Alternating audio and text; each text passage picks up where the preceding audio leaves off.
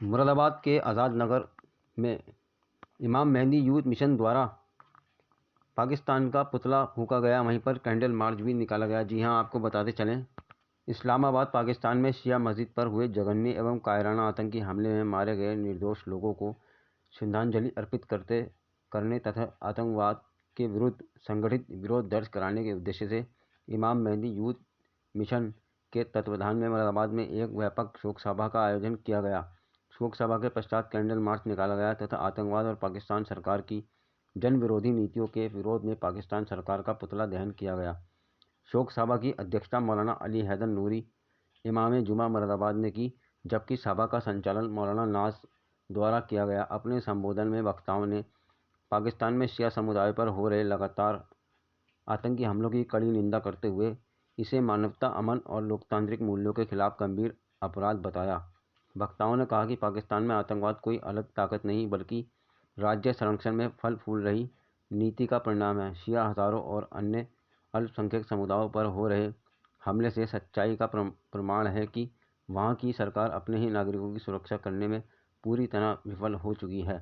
शोक सभा के उपरांत शहीदों की याद में शांतिपूर्ण कैंडल मार्च निकाला गया, जिसमें बड़ी संख्या में लोगों ने भाग लिया। इसके बाद आतंकवाद और पाकिस्तान सरकार की नीतियों के प्रतीक स्वरूप पाकिस्तान सरकार का पुतला दहन किया गया। इसी दौरान आतंकवाद मुर्दाबाद, पाकिस्तान सरकार मुर्दाबाद और बेगुनाहों की हत्या बंद करो जैसे तीखे नारे लगाए गए। इस अवसर पर इमाम मेहंदी यूथ मिशन के अध्यक्ष हसन जैदी एडवोकेट ने अपने बयान में कहा कि जो हुकूमत आतंकवाद पर खामोश है वो भी इतनी ही दोषी है। पाकिस्तान सरकार शिया नागरिकों की सुरक्षा करने में पूरी तरह विफल रही है। अब केवल निंदा नहीं है। कार्यक्रम में इमाम बाड़ा कमर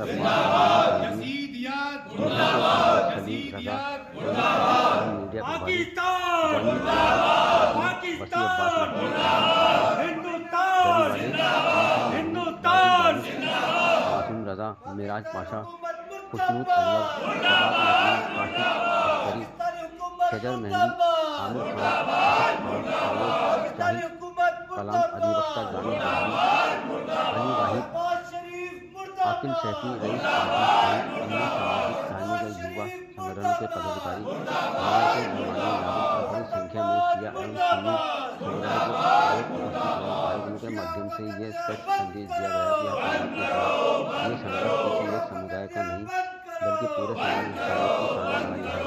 अंत में निर्दोषों को न्याय दिलाने का वाली नीतियों के विरुद्ध कठोर कदम उठाने की पर Kashif Mahali, advocate Sahib Shah Alam Abdi, Ghazanfar Zaidi, advocate Salman Jamal Nasir आदि मौजूद रहे। रिपोर्ट आफ्ताब अली। वो घर को बनाओ और अली की भी है वो बैठे हैं और अल्हम्दुलिल्लाह हमें जज़ाक का इंतजार है। वो इन दोनों किरदार को अपने अंदर बना किए हुए हैं। ये जज्बाती नजर से देखा जाए तो एक ये हमला जो है जो पाकिस्तान में हुआ है ये एक फिरका वाराना हमला मालूम होता है, मगर इसके अंदर बहुत सारे अवामिल जो है वो काम करना, एक आलमी सियासत भी है और पाकिस्तान की जो दाखिली सियासत है वो भी इसके अंदर इन्वॉल्व है। ये इस वक्त जो 56 मुल्कों की खींच है जो वो कुछ नहीं कर पा रहे हैं और एक मकतब फिक्र ही इस वक्त पूरे आलम इस्लाम की रहनुमाई बढ़ा रहा है, तो उस मकतब से दूर करने के लिए, उस क़यादत और उस रहबरी से दूर करने के लिए इसमें इंटरनेशनल जो एजेंसीज हैं वो इन्वॉल्व हैं। अभी कुछ दिनों पहले सीरिया में बहुत सारे तकफीरी दहशतगर्दों को आजाद किया गया है कि वो शियों का बाकायदा कब्जा करते हैं।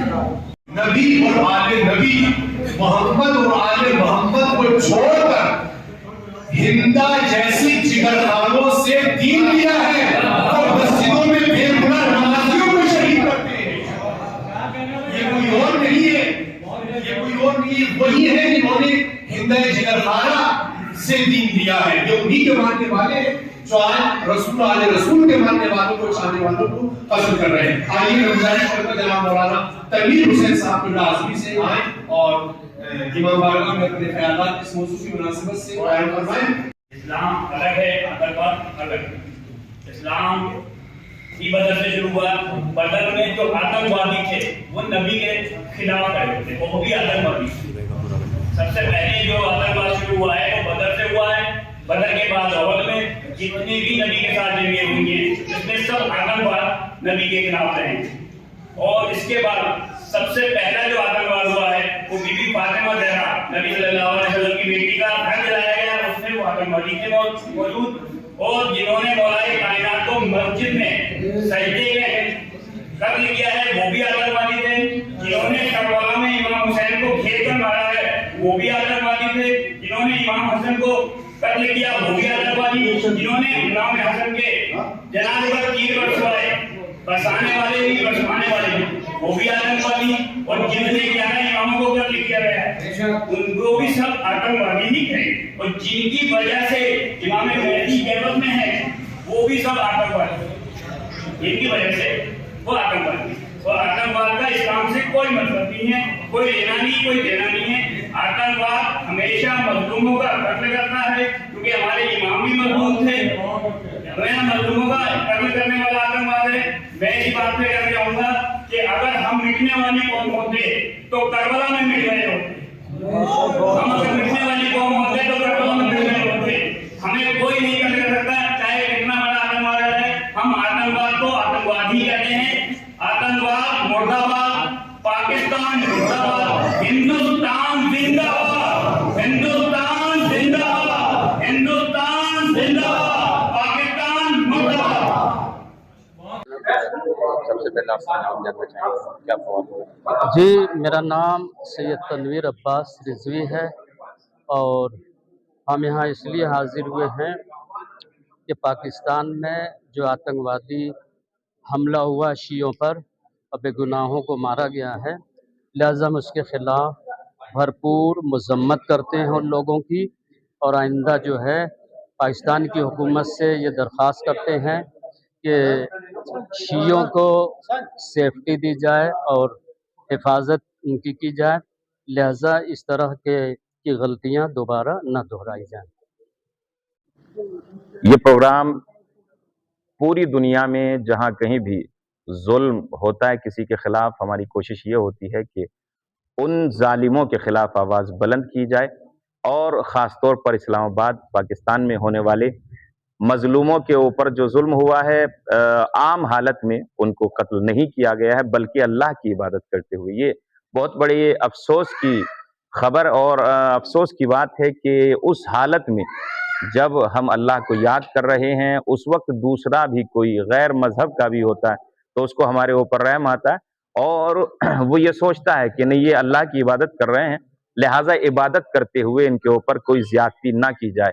लेकिन सवाल यहाँ पर ये पैदा होता है कि कैसे मुसलमान थे, इस्लाम का कलमा पढ़ने वाले, नबी मुकर्रम इस्लाम हज़रत मोहम्मद मुस्तफ़ा सल्लल्लाहु अलैहि वसल्लम का नाम अपनी ज़बान पर जारी करने वाले, कितनी मर्तबा दिन में अल्लाहु अकबर का नारा बुलंद करने वाले, ये तालीम कहाँ से लेकर आए हैं?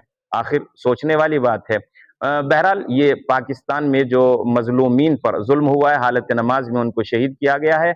इमाम महदी यूथ मिशन की जानिब से, कि जो आज़ाद नगर मुरादाबाद से ताल्लुक़ रखती है, ये हमारी टीम, इनकी जानिब से प्रोग्राम हो रहा है। हम पूरी दुनिया के लोगों से यही चाहते हैं कि वो इस तरह के जो भी सानेहात कहीं पर होते हैं वो पूरे तरीके से इनका विरोध करें, इनके खिलाफ आएँ, आवाज़ बुलंद करें। इसलिए कि जब तक मजलूमीन की हिमायत में नहीं निकला जाएगा कि जालिम अगर जुल्म कर रहा है तो कहीं ना कहीं इसमें हमारी कोताही है। इसलिए कि जो लोग मजलूम बने हुए हैं या मजलूम के हिमायती हैं वो थोड़ा पीछे रह गए हैं। अगर वो आगे बढ़े होते तो शायद उनके ऊपर ये जुल्म ना होता। लिहाजा आवाज़ बुलंद करना होगी ताकि इसके अंदर काहिश आए और ये कम हो जाए ये जुल्म। ज़ाहिर है ख़त्म तो आप और हम यहाँ आवाज़ बुलंद करके कर नहीं सकते, लेकिन काहिश आएगी और ज़रूर इसमें कमी आएगी। तो बहुत ज़रूरी है हमारे लिए कि हम आवाज़ बुलंद करें। अगर हम अपने जिंदा दिल होने का सबूत देते हैं तो इसके ज़रिए से दिया जा सकता है।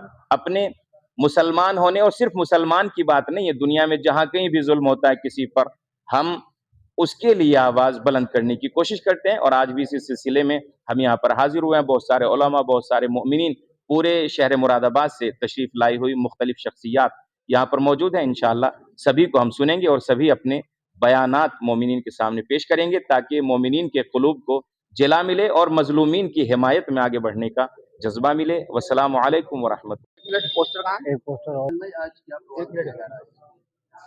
जी हजरत, आप एडवोकेट है और मैं इमाम मेहदी यूथ मिशन का प्रेसिडेंट हूँ।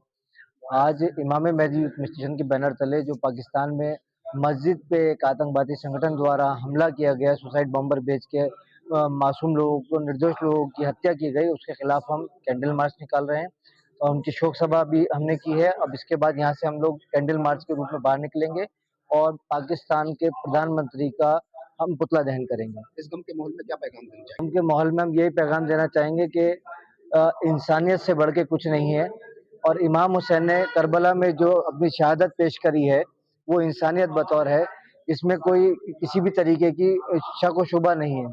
आप देख सकते हैं कि ईरान पूरी तरीके से फिलिस्तीन की मदद कर रहा है और उसके बावजूद ये हरकतें होना, किसी भी धर्म को लेके मैं खासकर टिप्पणी नहीं कर रहा हूँ, लेकिन इस तरीके की चीज़ें घोर निंदनीय है। पाकिस्तान हमेशा आतंकवाद को सपोर्ट करता है और आतंकवादियों को संरक्षण देता है। इसका हम मांग करते हैं कि इसकी कम से कम अंतर्राष्ट्रीय स्तर पर जांच होनी चाहिए।